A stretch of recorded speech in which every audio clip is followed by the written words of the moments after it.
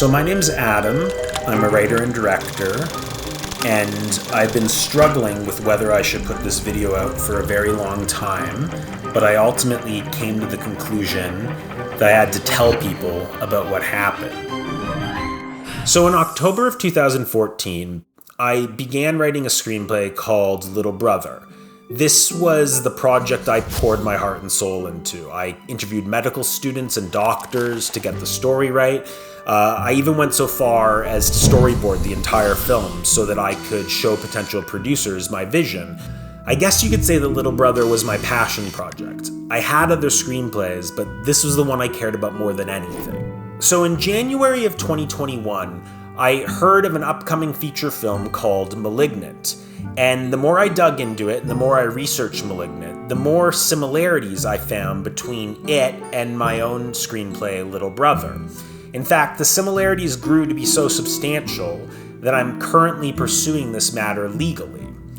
The point of mentioning this is that I want to start this video by listing the similarities between Malignant and Little Brother. So what I'm going to do to make this more visually interesting, so you don't have to just stare at my face the whole time, is I'm going to take my storyboards for Little Brother and I'm going to put them on the left-hand side of the screen. And then I'm going to take the stuff from Malignant and put it on the right-hand side of the screen so that you could see the similarities between the films in a more visual way. But it's important to note that everything you see that I generated on the left-hand side of the screen was made before I even knew Malignant existed. I haven't altered anything to bolster my case. So without further ado, here are the 44 similarities between Malignant and Little Brother.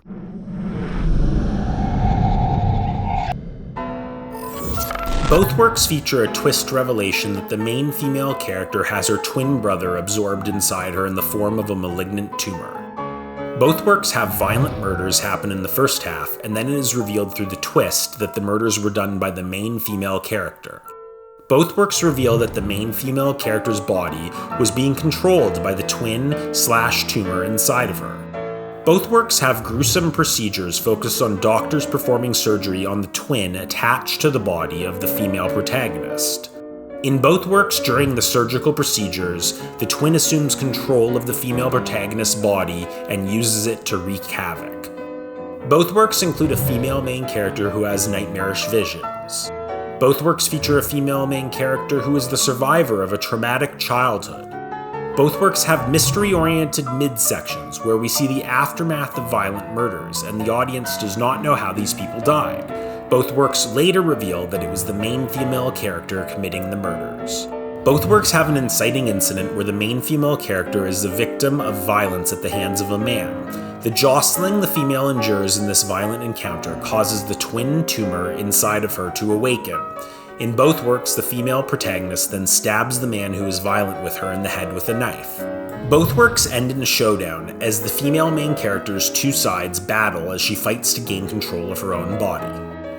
In this final showdown, both works visualize the twin and the female protagonist as separate entities in a vast black space to convey the two sides battling to win control of her body. In the final showdown, someone pleads with the female main character, whose two sides are fighting for dominance. Both works explain the twin tumor as a form of parasitic twin. Both works have the twin emerge from the female main character's body and be visible in the final showdown in the third act. Both works have the twin tumor enact its vengeance by killing doctors that tried to remove it from the female main character. Both works have scenes that take place at children's birthday parties, where the main character as a child speaks in tongues.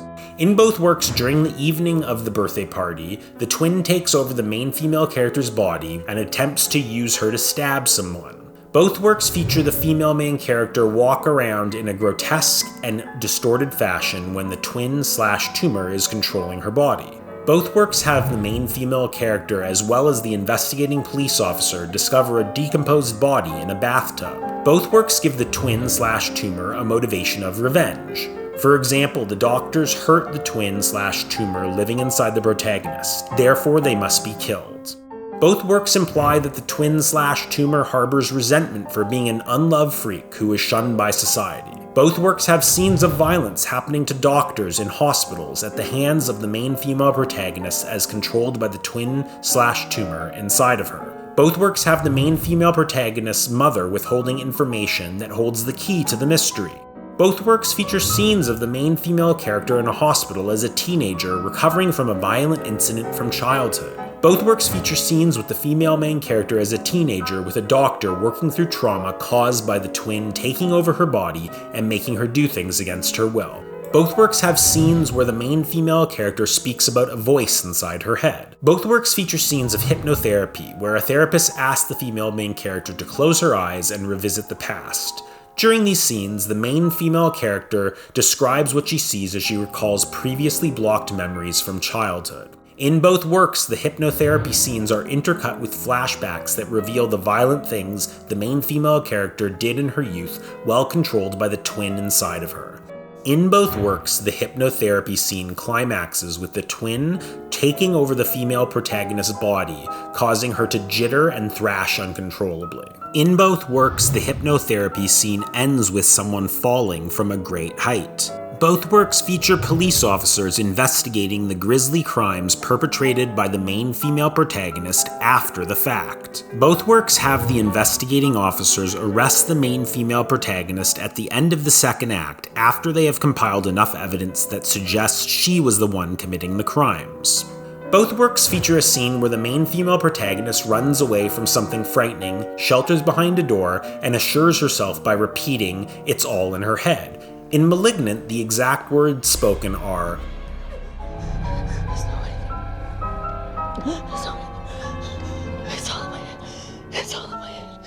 There's no one there. In Little Brother, the exact words spoken as the main female character hides behind the door are, "You're not real, you're the voice in my head, you're in my head." Both works feature doctors restraining the female protagonist in a medical facility as the twin causes her to have violent outbursts. Both works have the twin speak in a gurgled voice when protruding from the main female protagonist. In both works, the main female character and the twin's lips move in unison when the twin is speaking.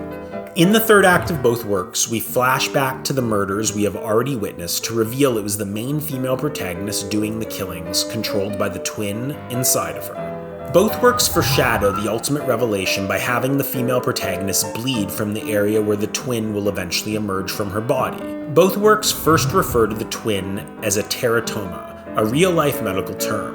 In both works, doctors eventually identify the teratoma as an absorbed twin. Doctors in both works say the twin is feeding off the main character's body. Both works indicate that the twin is connected to the main female protagonist's brain. This is used to explain how it's controlling her body. Both works give the twin/tumor spindly arms and a gaunt, ugly face. Both works have the main female protagonist writhe and shake uncontrollably when the twin is hijacking her body to take control. In addition to this, the main female character's eyes roll back in her head when being seized by the twin.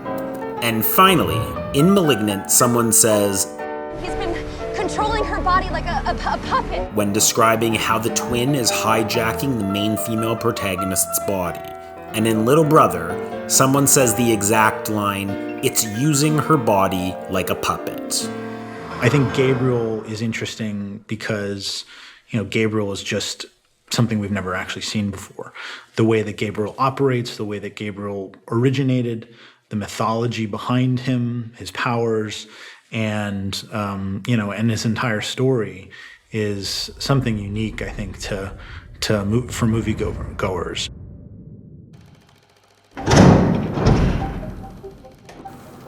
So that's the end of part 1 of my video, and part 2 is going to show how the makers of Malignant may have had access to my screenplay and talk about my court case. I just wanted to say that I know that there's going to be a lot of people out there that doubt my claims and say that I made this up after the fact, but I wanted to draw your attention to 2 links that are embedded below this video. The first is a Dropbox link that contains all of my storyboards for Little Brother. And if you click on that link and investigate every single storyboard, you will see that they were uploaded to Dropbox in 2020, nearly 2 years before Malignant was released in theaters. The other links that you should explore if you doubt my claims are the actual court filings that were brought by the opposing side, and you will see that their lawyers admit that my script was written years before Malignant was even conceived of. So it's not even a matter of contention which came first. I'm releasing this video as a form of protest in the middle of the writer's strike to shine a light on unfair business practices and what I perceive to be an unjust situation.